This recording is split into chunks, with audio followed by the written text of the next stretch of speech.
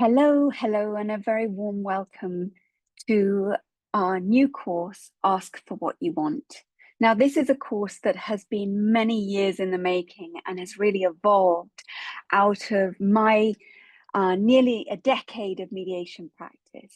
What I discovered about people who were experiencing conflict or disagreements they couldn't resolve or difficult relational experiences was that often the really most valuable thing I could do with that person or with those people was to help them to ask for what they want. That's really what it came down to.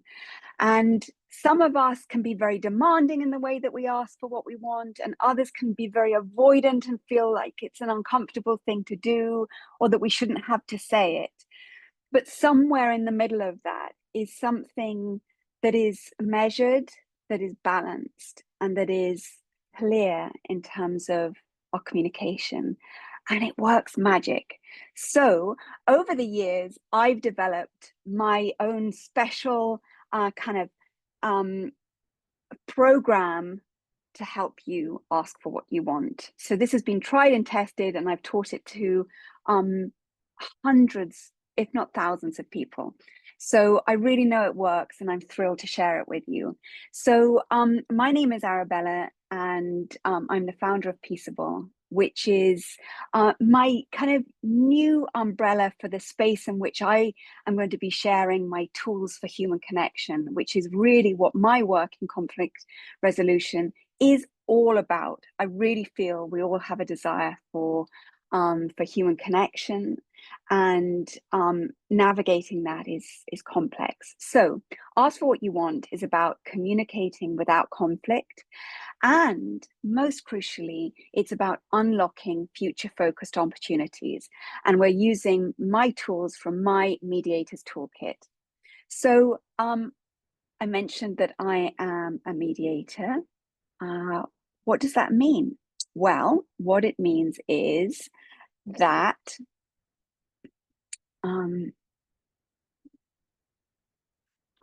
it means that I help people to resolve disputes and disagreements. And I'm registered with the Civil Mediation Council as a civil, commercial, workplace, and employment mediator. But mostly I work in health and social care, helping families and professionals to resolve disagreements about treatment and care.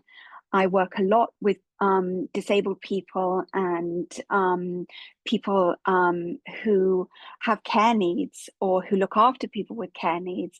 And this came from my own experience as just one of those people. So I became a mediator to help people like myself.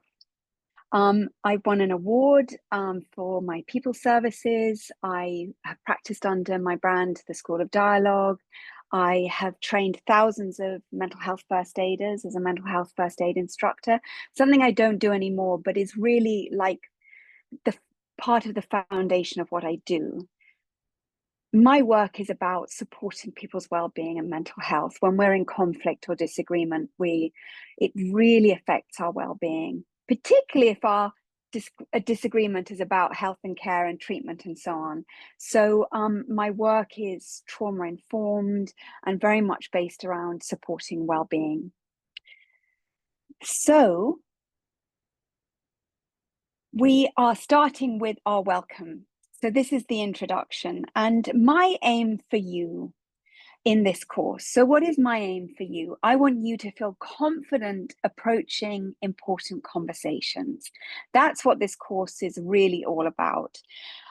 So I hope that you will find your voice, and that finding your voice will help you get to peace, and getting to peace will help you feel good again. This is what good communication leads to: a sense of relief, of balance, and of restoration. So when I'm working with my mediation clients, we are after some great transformative results. So all of those R stand for resolve disagreements, relate authentically from ourselves, maybe repairing relationships if that's needed, restoring trust between ourselves, but also in ourselves, that we can advocate for ourselves, stand up for what we need and what we want. And it's about respecting boundaries, helping people to understand our boundaries, but also helping us value our own boundaries and learning how to use communication to kind of assert those boundaries in a safe and a gentle, respectful way. So everything that we are going to do in this course is meant to be applicable and accessible. And I'll be giving you some practicable, meaningful assignments. And I want you to feel that this is excellent value for you. And it really will be, particularly if you can practice, put into practice some of the things that we are going to explore. Try them out with your nearest and dearest in your workplace. It's always a good idea to practice some of these tools and techniques before, in a sort of safe space, in those easy relationships, and then having got the confidence, apply it to some other dynamics. So this is all about learning to use dialogue to turn problems into solutions. And I often say to clients when they say, oh, but this is the problem and this is the difficulty, I say, if you know what you don't want and you can flip it over, then more often than not, you know what you do want. Let's start there. Okay. And we'll really come to that. But that's, in a sense, the biggest theme of this course. Okay. So there's nothing magic. You can start right now identifying what it is that feels like a problem that we can turn into a solution.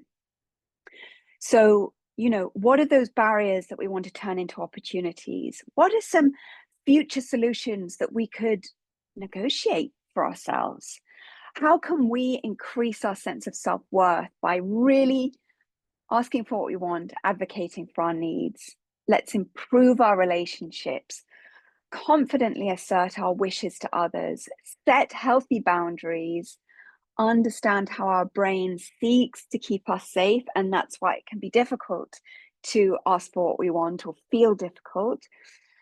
Let's release ourselves from the drama triangle that it can be easy to get involved in. Let's take charge of advocating for our own self in our own lives. No one else is going to do it for us. Let's stop waiting for others to change, for others to be more reasonable, for others to kind of guess what it is that would make life more agreeable for us. And please, if you're feeling a sense of despair or powerlessness or hopelessness, we want to use these tools to turn those negative, sad feelings into hope and optimism and confidence and joy. And we'll just do it incrementally, step by step, bit by bit. There's no rushing this. These are the most important life skills that we could really have, I think. And so, we'll take it gently, but look after yourself.